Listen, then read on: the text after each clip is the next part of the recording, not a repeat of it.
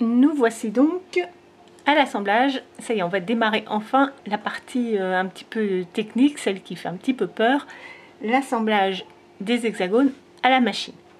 Alors, je vous rappelle que nous avons coupé ces morceaux de tissu avec les hexagones, l'hexagone de la pochette Jelly Roll, dans laquelle vous avez l'hexagone et le losange. Alors, il y a plusieurs méthodes pour assembler les hexagones. Évidemment, quand vous en êtes là, vous pouvez tout à fait les assembler à la main. Rien n'oblige à assembler à la machine. Vous avez au niveau du gabarit des petits points à chaque pointe de l'hexagone. Ce qui vous permet, ces petits points en fait indiquent votre largeur de couture. Donc si vous voulez assembler à la main, vous pouvez tout à fait placer votre gabarit sur chacun de vos hexagones, marquer le petit point avec un stylo au niveau du tissu, et après juste tracer, rejoindre les points pour avoir votre marge de couture. Et après, même vous n'avez plus qu'à assembler à la main, c'est facile. Là, nous n'allons pas tracer quoi que ce soit. Alors, une autre méthode, et c'est celle que vous trouverez expliquée dans le livre de Marty ou dans les petits livrets livrés avec les hexagones, c'est la méthode dite dot to dot, point à point, où on vous propose, même si vous assemblez à la machine, de marquer les petits points des angles, donc pour chaque hexagone. Et c'est là que je trouve cette méthode un petit peu fastidieuse, parce que si vous avez 600 hexagones à assembler, ça va être un peu long. Donc l'autre méthode consiste à marquer les points et après, à la machine, vous allez vous arrêter et commencer et vous arrêter au point. Donc ça, c'est un petit peu contraignant. Et pourquoi est-ce qu'il faut quand même s'arrêter et ne pas, contrairement à l'assemblage des carrés, des triangles, des figures traditionnelles que nous avons vues jusqu'à maintenant, où on pique de part en part, là on ne peut pas avec les coutures en Y, parce qu'il va falloir qu'on réalise qu'on pivote, il va falloir qu'on pivote au niveau des intersections. Il va falloir en fait que votre petite couture ici, l'assemblage de 3 hexagones soit libre. Ce qui n'est pas le cas forcément quand on assemble par exemple 4 carrés ensemble. Les coutures sont toutes assemblées d'abord dans un sens puis dans l'autre et c'est bloqué et ça nous est égal. Ici, pour pouvoir piquer facilement cette couture en Y que nous avons là, il va falloir au contraire laisser cette partie aux extrémités libres. Ça veut dire qu'il ne va pas falloir piquer jusqu'au bout pour que ensuite on puisse pivoter facilement.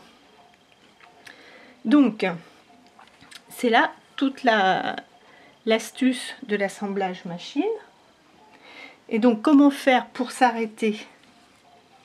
Laisser un quart d'inch au bout pour pouvoir pivoter, mais à la fois ne rien marquer. Alors, c'est ce que je vais vous montrer maintenant. Donc, première étape, il vous faut donc 6 hexagones de couleur et 1 pour faire le milieu. Et on va commencer par assembler l'hexagone du milieu avec un hexagone de la fleur proprement dit. Donc vous réglez bien votre largeur de couture comme d'habitude au quart d'inch. Si vous avez la possibilité de mettre votre aiguille en bas, vous la mettez en bas. Et la première couture, c'est super simple, on ne se soucie pas du début ou de la fin. On fait comme avec des carrés, on pique de part en part sans marquer de point d'arrêt.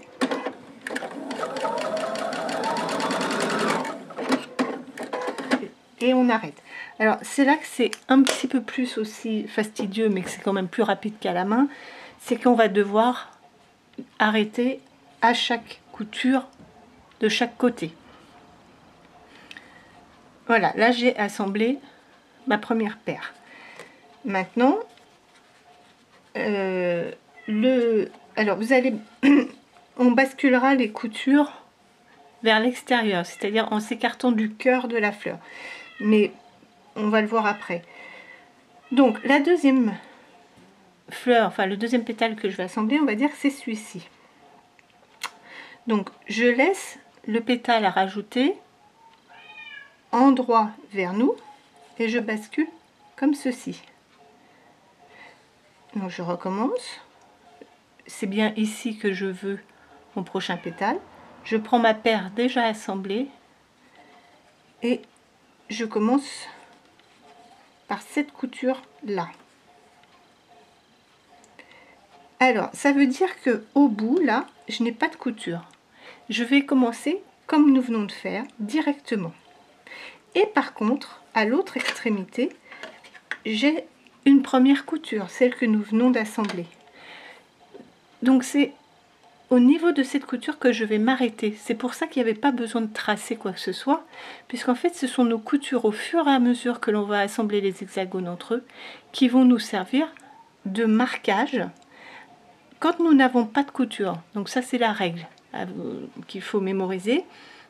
Quand vous n'avez pas de couture, vous commencez deux hexagones ou à une extrémité où il n'y a pas de couture, vous pouvez commencer avant, enfin comme on fait avec des carrés. Pas de point d'arrêt, vous commencez à l'extrémité. Par contre, dès qu'il y a une couture, vous vous arrêtez à la couture. Et là, par contre, pour plus de solidité, vous marquez un point d'arrêt. Alors attention, ça dépend des machines. Soit vous allez jusqu'à la couture et vous faites un point arrière, soit sur certaines machines comme sur le Husqvarna, vous avez un point stop, et auquel cas, mais il faut anticiper, il faut appuyer sur le bouton stop un point avant la couture. Donc ça c'est à force, vous allez prendre le coup d'œil. Le tout c'est d'arriver à la couture et de marquer un point d'arrêt à la couture, donc avec la méthode qui correspond à votre machine. Alors on y va, donc à l'extrémité, je démarre tout simplement.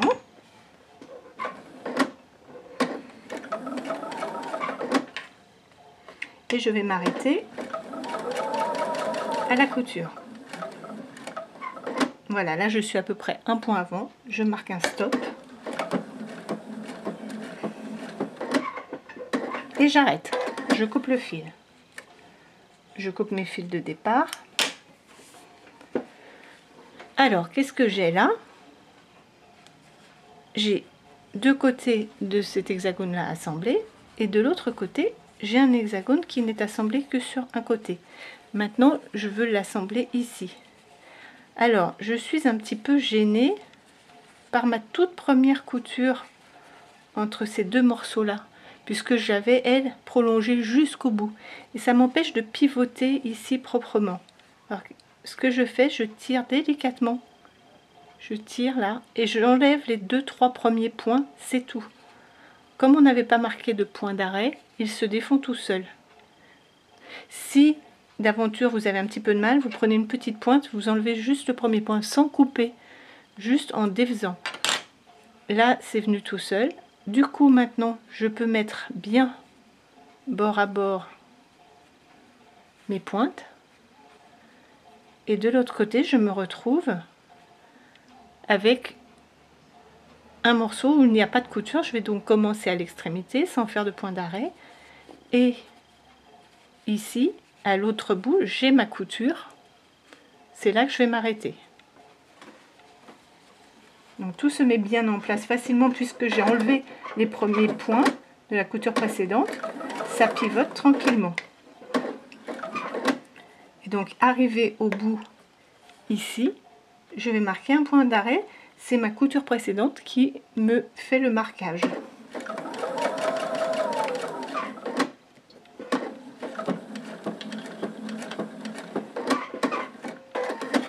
Je coupe. Et voilà ce que ça donne. Une couture en Y impeccable. Avec des coutures qui sont libres derrière au niveau de l'intersection. Rien ne dépasse. Donc on va basculer toujours vers l'extérieur du cœur. Voilà, et on va continuer. Alors, troisième pétale, donc il va venir comme ceci.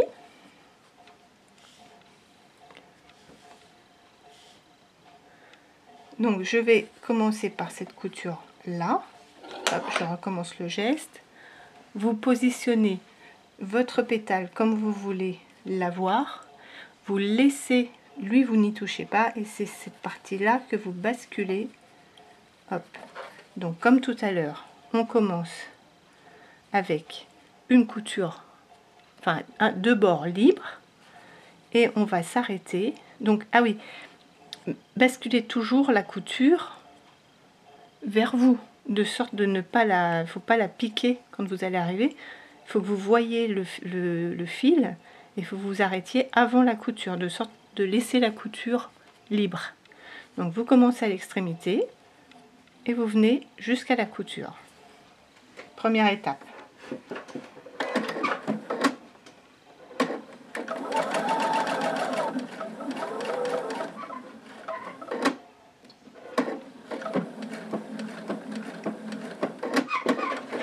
Donc en fonction de votre machine, hein, soit vous arrivez et vous faites un point arrière, soit vous avez comme moi une option stop, donc vous vous arrêtez un point avant et vous faites stop.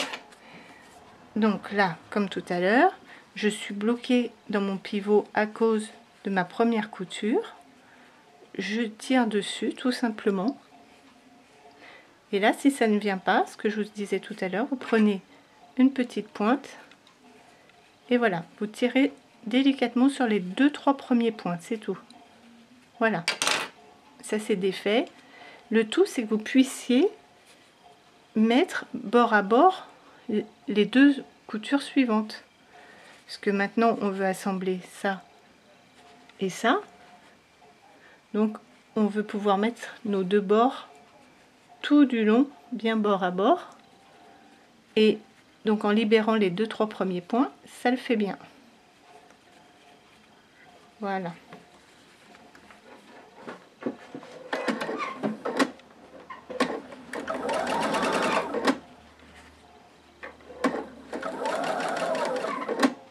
Si vous allez jusqu'à la couture, vous avez oublié d'appuyer sur stop, vous allez jusqu'à la couture. Voilà, j'y suis. Vous pouvez lever l'aiguille, lever le pied, reculer d'un point ou deux et réavancer. Comme ça, votre fil est arrêté. Donc ça, c'est une autre possibilité. Plutôt que de faire un point arrière, vous allez jusqu'à la couture, vous levez l'aiguille et le pied, vous reculez un tout petit peu d'1 millimètre ou deux et vous réavancez. Et voilà. Donc, vous voyez que ça va quand même relativement vite. Alors, ce qui peut arriver parfois, c'est que vous ayez pris la couture. C'est surtout quand on va assembler nos hexagones ensemble, on va se retrouver avec des coutures qui auront été prises jusqu'au bout. Ça peut faire un petit bec, je vous montrerai, c'est rien du tout. En fait, il suffit à chaque fois de défaire les 2-3 petits points. C'est pour ça qu'une couture sur deux, cependant, il vaut mieux arrêter le fil, arrêter le point. Et donc, en général, il faut mieux vous débrouiller pour que ce soit plus simple, de démarrer sur le bord libre et de vous arrêter là où il y a déjà une couture. Comme ça, sans traçage, vous avez votre marquage qui vous indique où vous arrêtez. C'est tout simplement la couture précédente. Voilà, donc il n'y a plus qu'à continuer à assembler la fleur comme ceci, hexagone par hexagone. Ensuite, on aura donc une première fleur et je vous montre ensuite l'astuce pour assembler des fleurs entre elles.